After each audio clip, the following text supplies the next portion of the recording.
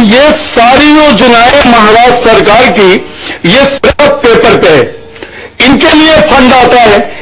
नाम पे सरकार जो तरीका चल रही है ये देश के विकास के लिए उचित नहीं है।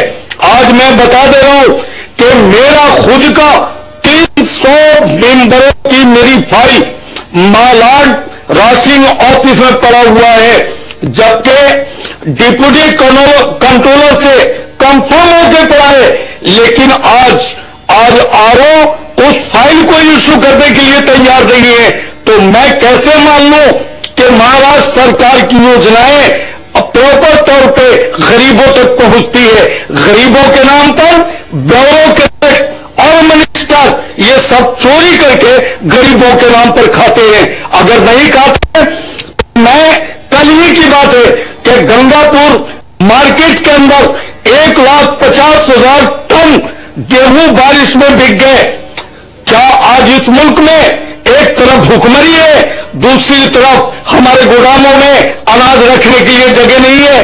कोई शिवसेना से आकर कांग्रेस में आता है, कोई समाजवादी से आता है, कोई राष्ट्रवादी से आता है, कोई बीजेपी से आता है, और इन सारों को कांग्रेस के दलाल टिकट दिला देते हैं। और इन दलालों का दवा होता है कांग्रेस के ओरिजिनल वर्करों को पूछता कौन है कांग्रेस में? उनका गुजारा कहां है कांग्रेस में? तो ये कांग्रेस, मॉडर्न कांग्रेस हम लाइक नहीं करते। ओरिजिनल कांग्रेस जो देशभक्त थी, जो देश के गरीबों के साथ, कांग्रेस का हाथ गरीबों के साथ था, आज वो कांग्रेस नहीं है। आज कांग्रेस का हाथ अमीरों के साथ है। वरना एक तरफ गरीब भूख से मरते, एजुकेशन से जाहिल रहते, आज एजुकेशन के नाम पर गवर्नमेंट ठोम रचती है।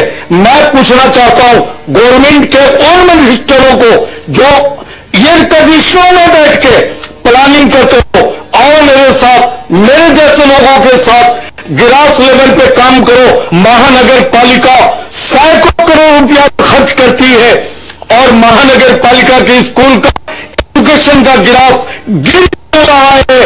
सुबोध कुमार जी, आप ईमानदार हैं तो इसका पूरी मालूमात करके क्या हमें जवाब देने की हिम्मत कर सकते हैं आप? अगर कर सकते हैं और आपको नहीं नजर आता तो आप बिल्कुल अपना कोई डिपार्टमेंटल आदमी आप मेरे साथ अपॉइंटमेंट कीजिए। मैं स्कूलों का आपको विजिट कराता हूं। एयर कंडीशन में बैठकर आप आवाम का भला नहीं कर सकते।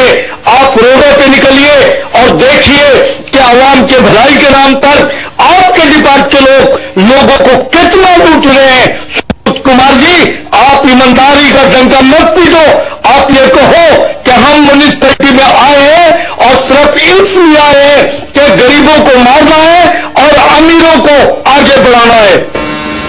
आपके क्षेत्र में आपको ऐसा नहीं लग रहा है कि कांग्रेस का स्तर गिरते जा रहा है? क्योंकि काफी समय पहले जो भी वर्तमान में आपके जो विधायक है ये भी एक एंटी करप्शन के दायरे में आए थे, क्या सच है? सबसे पहली चीज तो ये है कि हमारा अंदर एंटी करप्शन के दायरे में जब आया था जब प्रभास समिति के वो अध्यक्ष बने थे।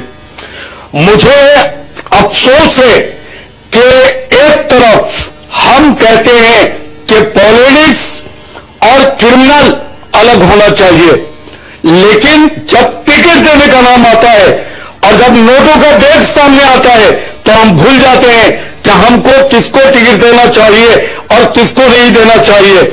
मुझे अफसोस है, कहते हुए अफसोस होता है, क्योंकि मैं कांग्रेस को वो आज से नहीं 81 से, जब से मुरली भाई बंबई के प्रेसिडेंट थे, जब से उनके साथ में काम करते हुए वसंतदादा पाटिल, AR तोले, वसंतदादा पाटिल, शंकरराव चौहान, शरद पवार, उससे पहले शिवाजीराव पाटिल नीलंगेकर, बाबा साहब भोसले, सुधाकर राव नायक, फिर शरद पवार, P. विलासराव देशमुख, सुशील कुमार शिंदे, अशोक चौहान, इन सारे चीफ मिनिस्टरों को हमने देखा है और इनमें खास तौर से वसंतदादा पाटिल के टाइम पे हमने बहुत काम किया उनके साथ में।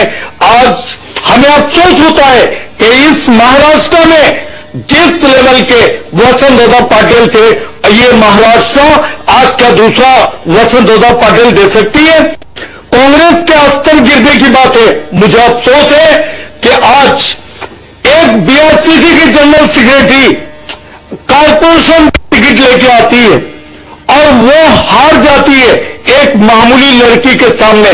यह अस्तर है कांग्रेस का और यह अस्तर है उन लीडरों का जो अनकैपेबल लोगों को एमआरसीसी में जनरल सेक्रेटरी बना के बैठते हैं। यह सोनिया जी को पूछना चाहिए कि जो लोग एक नगर सेवक का भी इलेक्शन नहीं जीत सकते, वो लोग एमआरसीसी के जनरल सेक्रेटरी कैसे बन सकते हैं? क्या उनका ग्लास लेवल पे कोई योगदान है? आज बनारस में सोनिया जी जाके चिल्लाती है, राहुल गांधी कहते हैं कि कांग्रेस को जिंदा करो, लेकिन राहुल जी मेरी आपसे निवेदन है कि कांग्रेस को जिंदा करना है तो पहले जो नए दूसरे पार्टियों के लोग चोगा बदल के कांग्रेस में आ गए हैं, पहले उनको साफ करो तो ही कांग्रेस जिंदा होगी, वरना तमन्ना ही रह जाएगा और कांग्रेस जिंदा होने से नाकामयाब रहेगी। कलाम साहब, कुछ लोगों ने ऐसा आरोप लगाया है कि आप भाजपा के बहकावे में आकर सांसद संजय निरुपम और विधायक असलम शेख से मुखालफत कर रहे हैं। अगर मैं बीजेपी के चढ़ावे में आकर ये काम करता, वो बीजेपी जो जिस बीजेपी को हमारे बाप दादों ने कभी लायक नहीं किया, जिस बीजेपी को आज भी हम लायक नहीं करते, हम उन जैसे निरुपम जैसे या असलम शेख जैसे नहीं है कि बीजेपी के लोगों का काम करें और कांग्रेस के नाम पे चुन के आए। हमें अकल है कि बीजेपी के लोग क्या कर सकते हैं, कांग्रेस के लिए लोग क्या कर सकते हैं। जो कांग्रेस इस मुल्क को आजाद कराया, उस कांग्रेस को छोड़कर और बीजेपी जो एक 1951 में जनसंघ पार्टी के नाम पर जो बनी थी, जनता पार्टी के बिखरने के बाद भारतीय जनता पार्टी अटल बिहारी वाजपेयी ने बनाए थे, और आज इतने सारे कारनामे चाहे यूरोपा के हो, चाहे मोदी के हो, चाहे उत्तराखंड के हो, इन सारे चीजों को देखते हुए मेरे जैसा आदमी बीजेपी वालों के कहने में आएगा, ये जो लोग मुझे बदनाम करते हैं वो अहमकों की जन्नत में रहते हैं या आरएसएस के छोड़े हुए कांग्रेस में है, वो लोग मुझे बदनाम कर रहे हैं। कलाम साहब, आजकल आपके विधानसभा क्षेत्र मलाड में असलम शेख के खिलाफ हैंडबिल बढ़ रहे हो, इस मामले में भी कहीं न कहीं से लोग आपके ऊपर आरोप लगा रहे, क्या इस साजिश में आप शामिल हो? असलम शेख ने, उनके लोगों ने अपने सफाई में जो हैंडबिल बांटा है, उस हैंडबिल की कॉपी भी मेरे पास है। अब ये बताइए कि उस हैंडबिल में लिखा है कि जाने अनजाने में ये हैंडबिल है, और इसी में असलम शेख का वो लिखा हुआ जुमला भी है जो आप देख सकते हो कि ये हैंडबिल ये कहता है कि जाने और अनजाने में कुफ्र असलम शेख से हो गया है, तो उन्होंने तौबा कर लिया है और शरीयत के तकाजे को पूरा किया है। तो मैं जानना चाहता हूं असलम शेख से कि ये हैंडबिल जो आपने छपवा के बांटा, इसमें किसकी साजिश है? और मेरा काम इतना घटिया नहीं है और मैं इतना घटिया काम करने वाला नहीं हूं। मैं जानता हूं कि असलम शेख रमजान अली शेख का लड़का है, और वही रमजान अली है जिसको 85 में मैं इंडिपेंडेंट खड़ा करके एक ईमानदार समझ के और हमने उसको नगर सेवक बनाई थी। ये तो रमजान अली शेख भी इनकार नहीं कर सकते, और इस बात का गवाह प्रोफेसर जावेद खान, नस्तर, इस्माइल कुरैशी, अब्दुल कयूम, मधुकर शुक्ला, ये सारे लोग गवाह हैं कि मैं उसको इंडिपेंडेंट खड़ा करके चुन के लाया था। ये वो पहला हैंडबिल है जिसमें असलम शेख के बारे में खबर छपी थी, और ये दूसरा हैंडबिल है जिसमें खबर छपने के बाद असलम शेख ने अपनी तरफ से हैंडबिल बताया थे, उसमें क्या लिखा था? असलम शेख के हैंडबिल में उससे पहले जो छपा था वो असलम शेख को ही मालूम होगा। मुझे तो ऐसा लगता है कि असलम शेख मुसलमानों की हमदर्दी हासिल करने के लिए ये दोनों पंपलेट हो सकता है कि असलम शेख ही छपवाए होंगे। इसलिए कि पहला पंपलेट जो छपा था वो पंपलेट पे बाकायदा छापने वाले का मोबाइल नंबर है, उसका ऑलरेडी 922 उसका मोबाइल नंबर है। सेकंड पंपलेट जो मालूनी में सुन्नी उलमा की एक कमेटी है जिसका नाम जाल हक है, उसने छपवाया है, और ये सारे लोग असलम शेख के ही लोग हैं। तो ये दो तरह की ये दोहरा चाल या असलम शेख ही कर सकते हैं, और हो सकता है कि ये निरपम और असलम शेख ये नेत्रहीनों की मुखालफत को खत्म करने के लिए और आवाम की हमदर्दी करने के लिए ये उन्होंने ही साजिश खेली है। कलाम साहब, आपसे एक आखिरी सवाल, नेत्रहीनों के हित के लिए आप क्यों ना मुख्यमंत्री से सीधे रूबरू मिलते? हमने मुख्यमंत्री जी को ऑलरेडी अपॉइंटमेंट लेटर 3 लेटर मैं मुख्यमंत्री जी को दे चुका हूं, लेकिन हमारे मुख्यमंत्री जी को नेत्रहीनों से मिलने के लिए टाइम ही नहीं है।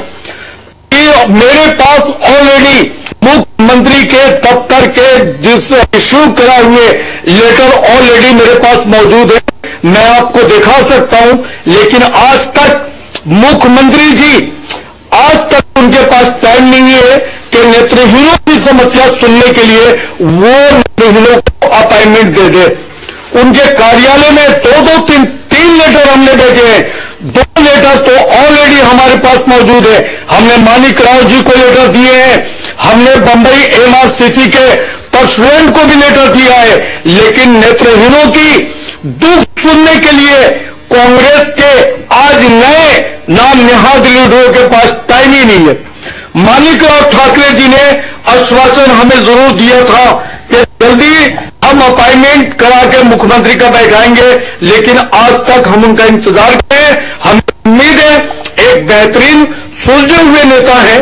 हम जानते हैं जब वो यूथ कांग्रेस में थे, जब वो होम मिनिस्टर थे, स्टेट होम मिनिस्टर इस स्टेट के रह चुके हैं, फिर से सोनिया जी ने उनको एक अच्छा लीडर समझ के फिर दोबारा अपॉइंटमेंट करवाया है। मुझे उम्मीद है कि मानिक राव जी नेत्रहीनों के दुख को जरूर सुनेंगे, एक सुलझे हुए व्यक्ति हैं, यही एक मेरी उम्मीद है कांग्रेस से। इसके अलावा मुझे तो नहीं लगता कि मुख्यमंत्री हमें टाइम देंगे या कोई भी कंसर्ट मिनिस्टर मुझे टाइम देगा मिलने के लिए और नेत्रहीनों का दुख सुनेगा, ये तो मुझे लग नहीं रहा है। लेकिन हम ये दुआ करते हैं कि अल्लाह इनके दिलों को पलट दे कि गरीबों की हमदर्दी इनके दिलों में कहीं ना कहीं से आ जाए। वैसे मौजूदा पॉलिसी को देखते हुए मुझे लगता तो नहीं है, लेकिन कोशिश हम अपनी कोशिश से बाज नहीं आएंगे। हम जरूर अगले महीने में संजय और असलम शेख इन दोनों की आरती बना के और बोरीवली स्टेशन पे हम इनको जलाएंगे और ये बताएंगे ये कि क्रैक ये पब्लिक के चुने हुए नुमाइंदे, इनसे आप आइंदा होशियार रहना और ऐसे रिश्वतखोर लोगों को दोबारा कभी चुन के मत देना। यहां मैं अगले महीने में यह कार्यक्रम हम करने वाले हैं। हमारे साथ अब्दुल कलाम सिद्दीकी साहब, जिनकी इच्छा थी कि उनके मन में सांसद और विधायक के प्रति काफी रोष था और उन्होंने जो बयान किया है उनकी यही मंशा थी कि उनकी आवाज दिल्ली के गलियारों में गूंजे और इसे सोनिया गांधी और राहुल गांधी इसको जाने और उनको पता करे कि मुंबई में कांग्रेस का क्या हाल है। देखते हैं अभी आगे क्या होगा।